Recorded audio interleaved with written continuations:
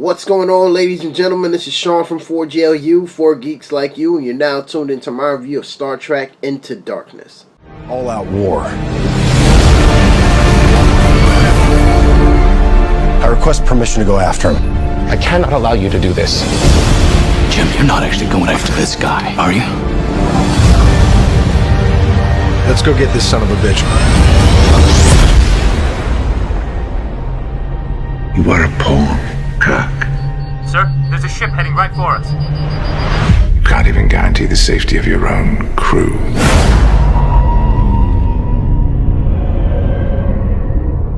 Now, shall we begin? So the story is pretty straightforward. You have the whole crew that's back.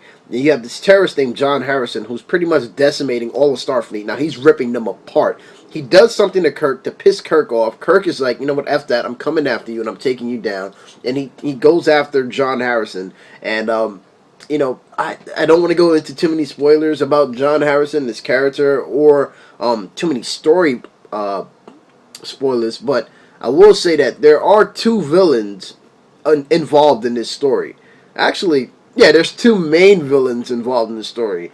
So, there's a twist in there that's pretty much well known, or it's pretty much what people thought it might be. So I don't want to get into that yet. Again, I'm gonna have a discussion later on with another 4GLU member named Lewis. But for right now, I will say that the spoiler that you guys think is a spoiler is probably well known by now. Pretty much it. But again, the story is pretty, like I said, straightforward. John Harrison is a terrorist, and he's coming after Starfleet. Kirk goes after John Harris, and that's when shit starts to get real. So yeah, the acting in the film was really good. I definitely like Benedict Cumberbatch's portrayal of John Harrison, but Kirk and everybody else was basically the same.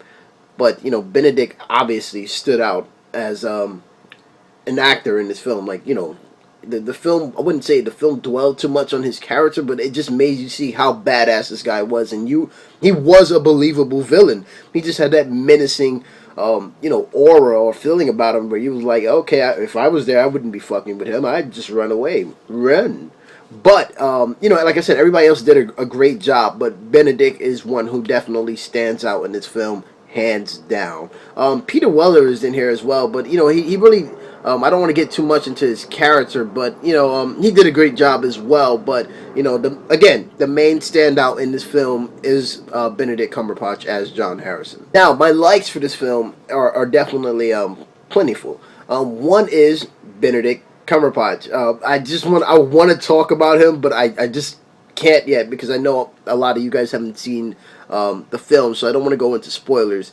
But his character is just so kick-ass, man. Like, there's a scene where Kirk, Aurora, Spock, and two other characters we don't care about go to this planet, which I want to speak about as well, but I can't. They go to this planet, right? And they're looking for Benedict. They're looking for John Harrison, and John Harrison comes out and he's just shooting these other people. He's shooting these other people, right? And he's just like dodging beams and going down, kicking them, hitting them with this big ass gun, doing flips, jumping. Like, he was just kicking their ass, and I was like, oh, like, wow, this guy is freaking badass, man. John Harrison is awesome. Like I said, Benedict Cumberbatch is a great standout in this film. Another thing I liked about this film was the relationship between Kirk and his crew. Now, like I said, him and Spock still have the bickering back and forth, but their bond is closer. But he also had some bickerings with Scotty throughout the film, and mainly in the beginning of the film before they actually went on their mission.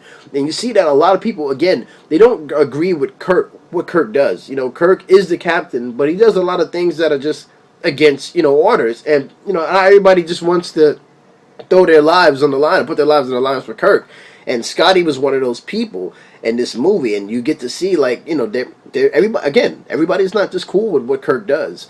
Another thing I liked about this film is that it was very emotionally driven. There's a lot of things that happen in this film that make you just like, that hits close to home. There's a lot of things where characters are actually hurt emotionally.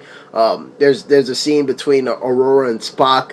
There's a scene between Kirk and Spock. There's a scene between Benedict Cumberbatch and the reason why he's actually doing what he's doing. It's actually like I said, a lot of it relies on your emotions to actually feel for these characters. And again, that's another thing that I actually liked about this film, is that you actually feel for the characters.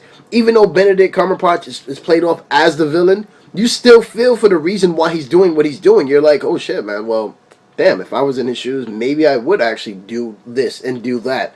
You know, I might not be so diabolical about it, but hey, you know, I might do the same thing. So you do feel for the characters in this film, hands down. Like I said, a great film. And my likes, I mean, I have so many likes, but those are the main likes about this film. One more, without spoiling so much, they showed you an old foe from the old Star Trek universe in this film. They were actually on the planet of the old foe, and they showed them for the first time, and they looked awesome. Awesome. Okay? I'm just going to throw that out there. They looked awesome. Now, I don't really have any dislikes, but if I had one thing to pick out, it would be that, you know, they really didn't develop John Harrison a lot. You know, it's like they relied on the fan base or the fans of the series who actually had an idea of who he is to just go with the flow. But then if you have somebody who doesn't know or have an idea of who he is, then they would just be sitting there like, okay, like, he did speak about his past, you know, what he did, his agenda, his reason for doing what he's doing. But, you know, it just didn't, you know, it just threw pieces in there, but just not the whole chunk. And I feel that, again, it relied on some of our knowledge, our previous knowledge of, you know, the Star Trek universe to basically just say, hey, you know what, you guys already know who this guy is, he's a badass. And if you don't, then you'll probably go home and watch, you know, blah, blah, blah. But if you do, then we don't really need to explain anymore. You just know that he's a badass character.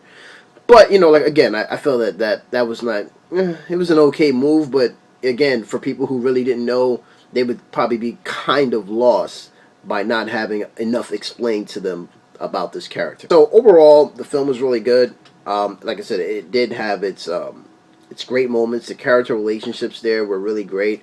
And Benedict Cumberbatch was badass. Nothing needs to be said about that. Overall, I'm definitely going to give Star Trek Into Darkness a 4 out of 5.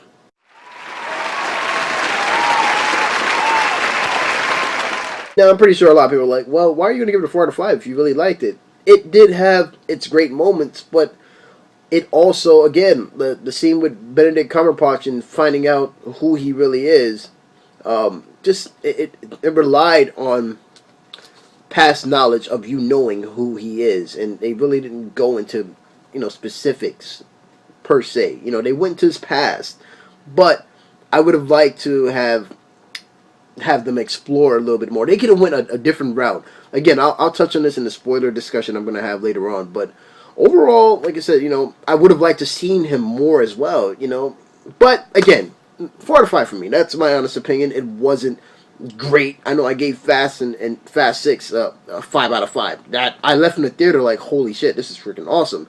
Here I was like, yeah, you know, great film. I enjoyed it, but it wasn't perfect. Guys, definitely check it out. I know the midnight, you know, it's out right now, so you can actually check it out if you want. 4 out of 5 for me. This is Sean from 4GLU, 4 Geeks Like You. Stay tuned for more reviews, and I'll see you guys later. Peace. Have a good one. I can't do that shit. It's just, I look all crazy and shit.